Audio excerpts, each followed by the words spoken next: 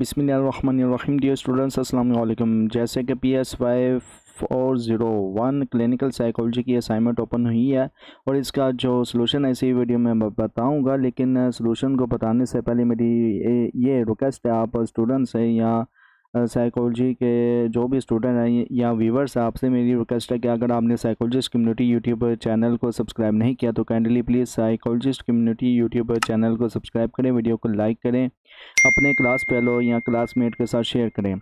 और अगर आप मॉडर्न और इस्लामिक साइकोलॉजी को जानना चाहते हैं तो inner Psychoflix YouTube channel powered by psychologist community, इसी वीडियो के डिस्क्रिप्शन में आपको इनर साइकोफ्लिक्स यूट्यूब चैनल का लिंक भी मिल जाएगा। और आप हमें इंस्टाग्राम, टिकटॉक, ट्विटर और फेसबुक में भी फॉलो कर दें, प्लीज़ फॉलो कर दें। इसी वीडियो के डिस्क्रिप्शन में आपको इंस्टाग्राम, टिकटॉक, ट्विटर और फेसबुक का लिंक भी मिल जाएगा। असाइनमेंट के जो ऑब्जेक्टिव्स हैं, सबसे पहले आप स्टूडेंट्स से मैं ना असाइनमेंट को डिस्कस कर लेता हूँ, उसके बाद सलूशन की तरफ भी आऊँगा मैं। अच्छा, ये लेसन नंबर 2 का जो टॉपिक है ना, the skills and activities of a clinical psychologist, ये in the started lesson number 2 मैं विज़िट करता हूँ। और लेसन नंबर 2 के इन द स्टार्टेड ये देखें, professional skills and activities of a clinical psychologist. ये बस यही जो है वो असाइनमेंट का हिस्सा है। अगर आप मज़ीद गहराई से समझना चाहते हैं तो हर एक पॉइंट 1 से लेकर 8 तक पॉइंट का ना डिटेल से डिस्कस किया गया लेसन नंबर 2 में ही। तो आप इसको बस स्टडी कर लें और इसी को लेकर ही जो है वो असाइनमेंट पूरी बनाई गई है आपकी क्वेश्चन की फॉर्म में। अब इसका जो सलूशन है वो भी मैं डिस्कस कर लेता हूँ, लेकिन सबसे पहले असाइनमेंट के ऑब्जेक्टिव से इस असाइनमेंट का मकसद क्या है। असाइनमेंट के मकसद के बारे में बात की जाए तो जैसे कि हर एक असाइनमेंट जो ओपन होती है उसका कोई ना कोई आप स्टूडेंट्स के लिए मकसद होता है। तो असाइनमेंट का मकसद ये है कि इस असाइनमेंट को पूरा करने के बाद स्टूडेंट्स क्या कर सकेगा, नंबर 1 पे क्लिनिकल साइकोलॉजिस्ट के बेसिक स्किल्स समझ सकेगा। नंबर 2 पे जो है वो नंबर 2 पे जो है केस सिनेरियो को एसेस, डायग्नोस और ट्रीट करने के क्लिनिकल साइकोलॉजिस्ट के काम को एनालाइज कर सकेगा।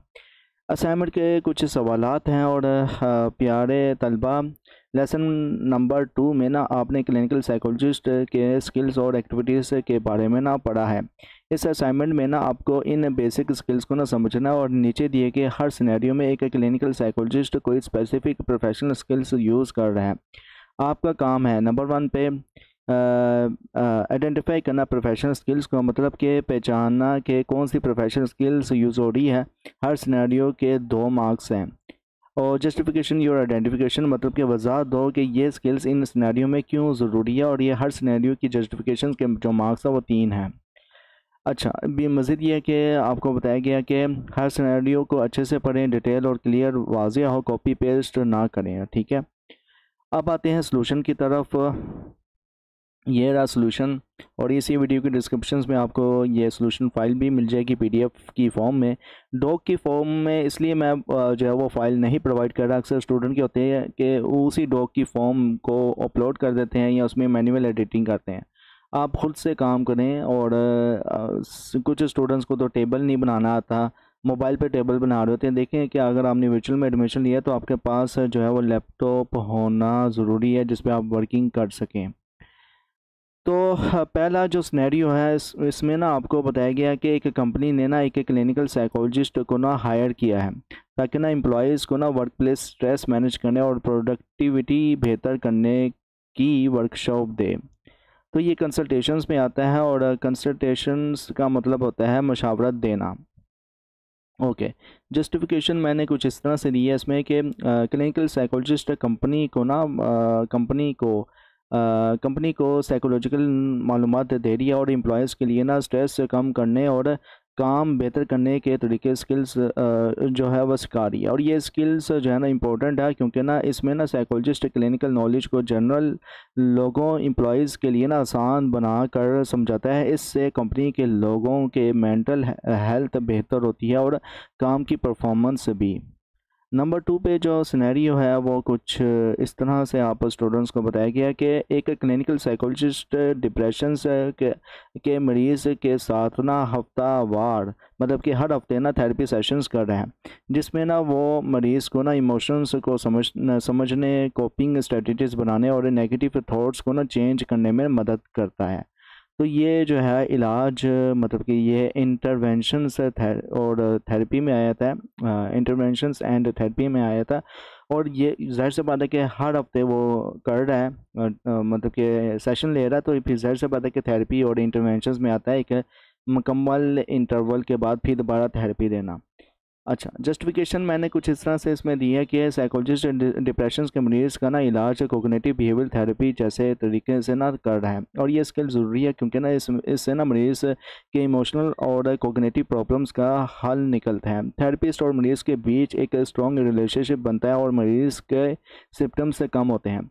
अच्छा, ये जितनी भी आइडेंटिफिकेशंस आती है ना आपकी असाइनमेंट कोई भी ओपन होती है, उसमें ना आइडेंटिफिकेशन सारों की सेम होती है, लेकिन जस्टिफिकेशन से या रैशनल्स जो होती है ना वो स्टूडेंट्स अपनी वर्डिंग में बयान करें। ओके, ऑलमोस्ट जितनी भी असाइनमेंट्स मैंने सॉल्यूशंस प्रोवाइड किए ना, सब में यही जो है ना वो आइडेंटिफिकेशन करें, सिनेरियो की आइडेंटिफिकेशन करें या एग्जांपल की आइडेंटिफिकेशन करें। तो आइडेंटिफिकेशंस ऑलमोस्ट सेम होती है, लेकिन जो जस्टिफिकेशंस होती है वो डिफरेंट होगी। हर एक स्टूडेंट्स की अपना एक इज़हार ख्याल होगा।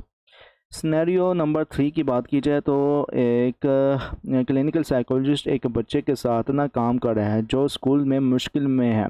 साइकोलॉजिस्ट बच्चे की अकल मतलब इंटेलिजेंस चेक करने के लिए टेस्ट लेता है। तो ये असेसमेंट एंड डायग्नोसिस में आता है। ज़ाहिर सी बात है कि जब आप किसी को भी जो है वो उसकी अक्ल को, उसकी नफ्सियात को जब टेस्ट करना शुरू कर देते हैं तो वो फिर डायग्नोस और असेसमेंट में आना शुरू हो जाता है।